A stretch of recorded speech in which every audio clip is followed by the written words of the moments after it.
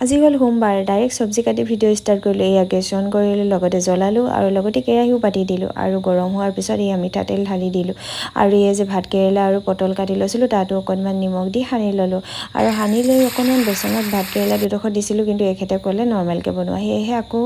নৰ্মেলকৈ মানে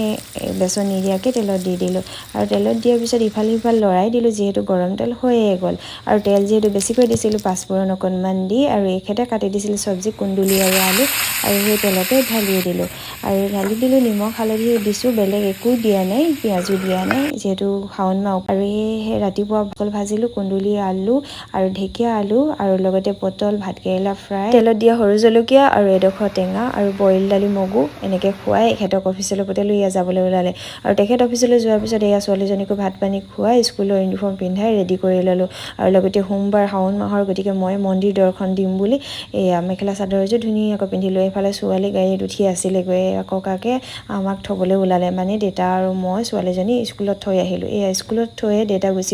গুচি আহিলে ঘৰলৈ আৰু মই মেজিকত উঠি আহিলোঁ সেয়া শিৱ মন্দিৰ পাই গ'লোহি আৰু বহু দিনৰ মনৰ আশা পূৰ্ণ এটা হ'ল মানে মই আহিম বুলি ভাবি আছিলোঁ শাওণ মাহ যিহেতু আৰু মন্দিৰ দৰ্শন দিবলৈ পাম নে নাপাম বুলি ভাবিলোঁ ভগৱানে মিলালে এয়া মন্দিৰত পূজা কৰি আহিলোঁ আৰু লগতে এয়া ৰাধাকৃষ্ণ মন্দিৰ ওচৰতে আছিলে তেখেতসকলকো অকণমান প্ৰাৰ্থনা কৰি আকৌ মেজিকত উঠি এয়া পালোহি স্কুল আৰু স্কুল ছুটি দিলে আৰু ছুটি দিয়াৰ পিছত এয়া ছোৱালী উঠিলে জুলনাত অকণমান উঠি আহিবই লাগে আৰু এয়া দেউতা আহিলে নিবলৈ আৰু ছোৱালী এয়া দেউতা গৈ আছে আৰু ঘৰ আহি পোৱাৰ পিছত ছোৱালীজনীক এটা কণী আৰু দুডোখৰমান আলু ভাজি খাবলৈ দিলোঁ ভাতো লাহেকৈ খুৱাম আৰু আজিলৈ আহোঁ দেই বাই।